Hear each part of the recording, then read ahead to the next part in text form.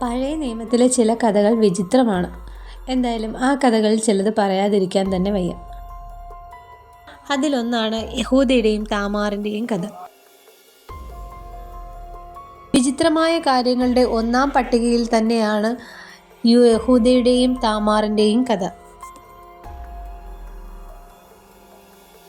ഉൽപ്പത്തി പുസ്തകം അനുസരിച്ച് യാക്കോബിൻ്റെയും ലേയയുടെയും 6 പുത്രന്മാരിൽ 4-മനും ഇസ്രയേലിൻ്റെ യഹൂദ ഗോത്രത്തിൻ്റെ സ്ഥാപകനുമായിരുന്നു യഹൂദ. വിപുലീകരണത്തിലൂടെ അവൻ പരോക്ഷമായി യഹൂദ രാജ്യത്തിൻ്റെയും യഹൂദയുടെ നാടിൻ്റെയും യഹൂദൻ എന്ന വാക്കിൻ്റെയും പേരിലാണ് അറിയപ്പെടുന്നത്. യാക്കോബിൽ റാഹേലിനുണ്ടായ മകനായ യോസഫിനെ ചതിച്ച് അവനെ ഇസ്രയേല്യർക്ക് വിറ്റുകളഞ്ഞ ഒരു ചരിത്രവുമുണ്ട് ഈ യഹൂദയ്ക്ക്. ഇനി നമുക്ക് യഹൂദയിലേക്കും താമാറിലേക്കും മടങ്ങി വരാം. യഹൂദയുടെയും ലേയയുടെയും മക്കളിൽ 4-മനായ യഹൂദയ്ക്ക് 3 മക്കളായിരുന്നു. അവരുടെ പേരുകൾ ഏർ, ഓനാൻ, ഷേല എന്നിവയായിരുന്നു.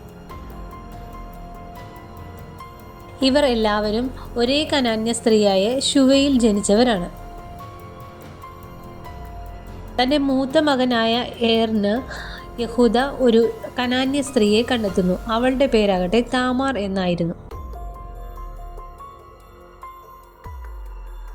യഹൂദയുടെ ആദ്യജാതനായ ഏർ യഹോവയുടെ ദൃഷ്ടിയിൽ ദുഷ്ടനായിരുന്നു. അതിനാൽ യഹോവ അവനെ കൊന്നുകളഞ്ഞു. ആദ്യജാതന്മാരായ മറ്റു പലരെയും അട്ടിമറിക്കുന്നതിൻ്റെ തുടർച്ചയായ രീതി ശ്രദ്ധിക്കുക. കായീൻ, ഇസ്മായേൽ, ഏശാവ് എന്നിവരെല്ലാം ആദ്യജാതന്മാരായ പുത്രന്മാരായിരുന്നു. ഏറിൻ്റെ മരണശേഷം താമാർ ഏകയെന്ന് കണ്ട യഹൂദ തൻ്റെ 2-മത്തെ മകനായ ഓനാനെ താമാറിന് ഭർത്താവായി നൽകി.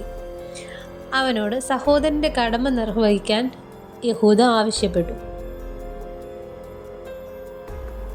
താമാറിനൊപ്പം ഉറങ്ങുന്നതിൽ അവന് പ്രശ്നമൊന്നുമില്ലെങ്കിലും തൻ്റെ സഹോദരന് വേണ്ടി ഒരു കുട്ടിയെ വളർത്തുന്നതിനുള്ള സാമ്പത്തികവും ഉത്തരവാദിത്തവും അയാൾക്ക് ഏറ്റെടുക്കാൻ കഴിയുമായിരുന്നില്ല. അതിനാൽ അയാൾ ഏറ്റവും പ്രാചീന ഗർഭനിരോധന മാർഗം പരിശീലിക്കുന്നു. ഇത് യഹോവയ്ക്ക് അനിഷ്ടമായി തോന്നിയതിനാൽ യഹോവ അവനെയും കൊന്നുകളയുന്നു. തൻ്റെ 3-മത്തെ മകൻ ഷേലായ്ക്ക് താമാറിനെ വിവാഹം ചെയ്യുവാനുള്ള പ്രായം ആകാത്തതിനാൽ താമാറിനെ യഹൂദ അവളുടെ വീട്ടിലേക്ക് പറഞ്ഞയച്ചു. ഷേലായ്ക്ക് പ്രായമാകുമ്പോൾ അവൻ അവളെ വിവാഹം കഴിച്ചുകൊള്ളുമെന്നും യഹൂദ അവളോട് അറിയിക്കുന്നു. ഷേലായും തൻ്റെ 2 ആൺമക്കളെ പോലെ മരിച്ചു പോകും എന്ന് യഹൂദ ഭയപ്പെട്ടു. ആയതിനാൽ അവളെ വീണ്ടെടുക്കുവാൻ യഹൂദയ്ക്ക് മനസ്സുണ്ടായിരുന്നില്ല. യഹൂദ ഒരു പിതാവ് എന്ന നിലയിൽ തൻ്റെ ഉത്തരവാദിത്തങ്ങളിൽ പരാജയപ്പെടുകയും വിധവയായ മരുമകളുടെ സംരക്ഷണവും ക്ഷേമവും ഉറപ്പാക്കാൻ വിസമ്മതിക്കുകയും ചെയ്തു. ഷേല വളർന്നു വരുന്നതിനിടയിൽ യഹൂദയുടെ ഭാര്യയായ ശുവ മരണപ്പെടുകയുണ്ടായി. വളരെ കാലങ്ങൾക്ക് ശേഷം യഹൂദ തൻ്റെ കൂട്ടുകാരനായ ഹീരായോടുകൂടെ തൻ്റെ ആടുകളുടെ രോമം കത്തിരിക്കുന്നതിനായി പോയി. തൻ്റെ അമ്മായിയപ്പൻ തൻ്റെ ആടുകളെ രോമം കത്തിരിക്കുന്ന അടിയന്തരത്തിന് തിമ്നായ്ക്കൊന്ന് പോകുന്നു എന്ന് താമാറിന് അറിവ് കിട്ടി. ഷേല പ്രാപ്തിയായിട്ടും തന്നെ അവന് ഭാര്യയായി കൊടുത്തില്ല എന്ന് കണ്ടിട്ട് അവൾ വൈദവ്യ വസ്ത്രം മാറ്റിവെച്ച് ഒരു മൂടുപടം മൂടി പുതച്ച് തിമ്നായ്ക്ക് പോകുന്ന വഴിക്കുള്ള എനയീം പട്ടണത്തിൻ്റെ ഗോപുരത്തിൽ ഇരുന്നു. യഹൂദ അവളെ കണ്ടപ്പോൾ അവൻ മുഖം മൂടിയിരുന്നത് കൊണ്ട് ഒരു വേശ്യയെന്ന് നിരൂപിച്ചു. അവൻ വഴിയരികെ അവളുടെ അടുക്കിലേക്ക് തിരിഞ്ഞ് തൻ്റെ മരുമകൾ എന്ന് അറിയാതെ വരിക, ഞാൻ നിന്റെ അടുക്കൽ വരട്ടെ എന്ന് പറഞ്ഞു.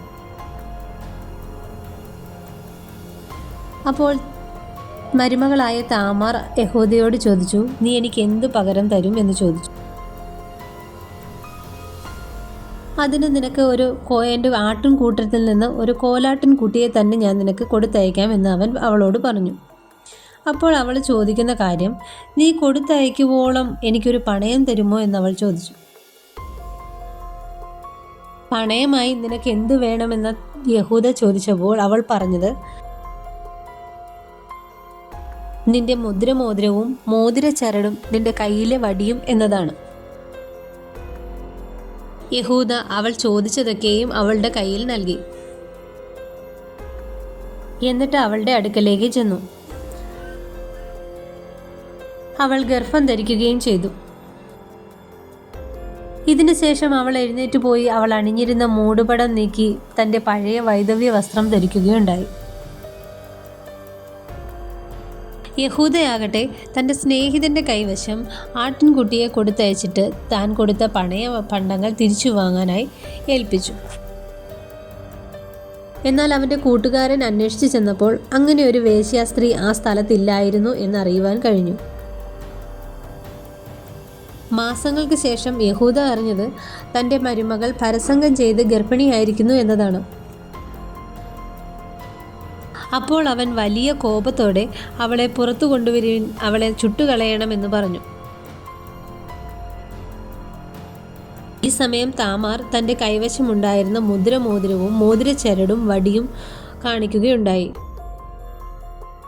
ഇവ ആർക്കുള്ളത് എന്ന് നോക്കി പറയണമെന്ന് അവൾ പറഞ്ഞു. ഈ മുദ്രമോതിരവും മോതിരച്ചരടും കണ്ടപ്പോൾ തന്നെ യഹൂദയ്ക്ക് മനസ്സിലായി താമാർ എന്തുകൊണ്ടാണ് ഇങ്ങനെ ചെയ്തതെന്ന്. തൻ്റെ മകൻ പ്രായപൂർത്തിയായിട്ടും അവനെ അവൾക്ക് നൽകാതിരുന്നതിനാലാണ് അവൾ ഇങ്ങനെ ചെയ്തതെന്ന് അദ്ദേഹം മനസ്സിലാക്കി. അവൾ 2 ഇരട്ട കുട്ടികൾക്ക് ജന്മം നൽകി. കാര്യങ്ങൾ ഇങ്ങനെയൊക്കെ ആയിട്ടും എന്തുകൊണ്ടാണ് യഹൂദ ഗോത്രം ഇപ്പോഴും ശ്രേഷ്ഠമായി നിലനിൽക്കുന്നത്? യഹൂദ ഗോത്രത്തിൽ നിന്ന് മശിഹ കടന്നു വന്നത് എന്തുകൊണ്ടായിരിക്കും? അതിൻ്റെ കാരണം മറ്റൊന്നുമല്ല, താമാറിനോട് യഹൂദയ്ക്ക് തോന്നിയ അനുതപിക്കുന്ന മനസ്സ് തന്നെ കാരണം. മാനസാന്തരം മൂലമാണ് യഹോവയ്ക്ക് അവനോട് കരുണ തോന്നിയതും അത് ആ ഗോത്രം ഇന്നും ഏറ്റവും ശ്രേഷ്ഠമായ ഗോത്രമായി നിലനിൽക്കുന്നതും. ഉൽപ്പത്തി പുസ്തകം 49:10 ഇങ്ങനെ വായിക്കുന്നു: അവകാശമുള്ളവൻ വരുവോളം ചെങ്കോൽ യഹൂദയിൽ നിന്നും രാജദണ്ഡ് അവൻ്റെ കാലുകളുടെ ഇടയിൽ നിന്നും നീങ്ങിപ്പോകയില്ല. ജാതികളുടെ അനുസരണം അവനോട് ആകും. ഈ വാക്യങ്ങളിലൂടെ വ്യക്തമാകുന്നത് യഹോവയ്ക്ക് യഹൂദയോടുള്ള സ്നേഹവും വാത്സല്യവും തന്നെയാണ്. മഹാസർപ്പത്തിൻ്റെ തല തകർക്കുന്ന മെശിഹ കടന്നു വന്നതും ഇനി കടന്നു വരുന്നതും ഇതേ ഗോത്രത്തിൽ തന്നെയല്ലേ? അതെ, യഹൂദ ഗോത്രത്തോട് യഹോവയ്ക്ക് ഒരു പ്രത്യേക സ്നേഹവും വാത്സല്യവും ഉണ്ടെന്ന് തന്നെ നമ്മൾ മനസ്സിലാക്കേണ്ടിയിരിക്കുന്നു. ഈ കഥയിലൂടെയൊക്കെയും അതാണ് നമുക്ക് വ്യക്തമായി മനസ്സിലാക്കാൻ കഴിയുന്നത്.